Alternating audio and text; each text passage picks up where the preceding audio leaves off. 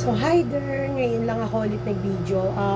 Explain ko lang yung with regards of Ghost Month reading or yung tinatawag natin na Angry Ghost Month.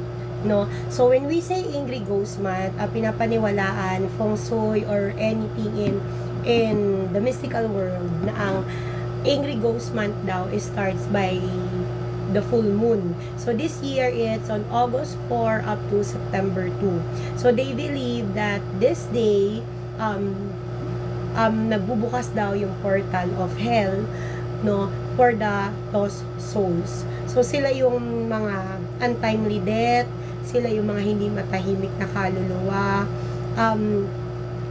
Actually ang Ghost Month is actually ito din ay nagdadala ng bad luck or mahinang tawag ito pagpasok ng swerte, lalo na kung nagnenegosyo ka sa career and finances. That's why hindi nga daw maganda na magbukas daw ng or mag-start daw ng negosyo by August, no? So, paano ba natin mai-improve or paano ba magkakaroon tayo ng maayos na Ghost Month, no? So, sinasabi dito na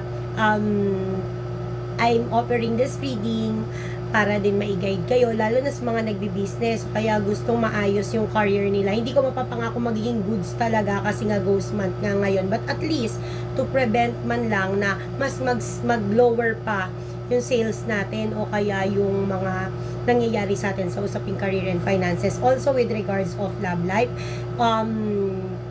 this package is good for 1 month. That's 888 pesos. Sinasabi daw kasi na every night, the ghosts are nagro-roam dito sa world nating mga buhay and they are searching, no? So, in order to give you luck, it is better to put incense and do some prayers for them. So, that is the advantage of this kind of reading. So, the 888 reading, nagbibigay siya sa'yo ng reading with regards possible na problema or guidance for your career and finances this 1 month, and also with regards of your love life. Also, gabi-gabi is mag-offer ako ng incense for your name. Doon sa mga clients magbibigay. So, 10 slots lang ibibigay ko. And this is the very first time na mag-offer ako ng ganitong klaseng ritual and reading, no? So, every night, I will lit an incense. This is a total of 3 incense. Ito yung mga incense na ginagamit ko.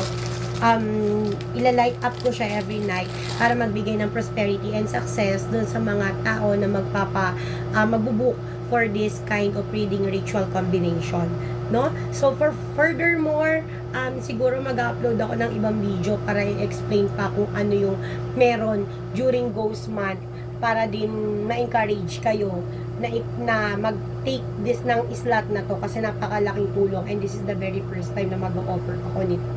Okay?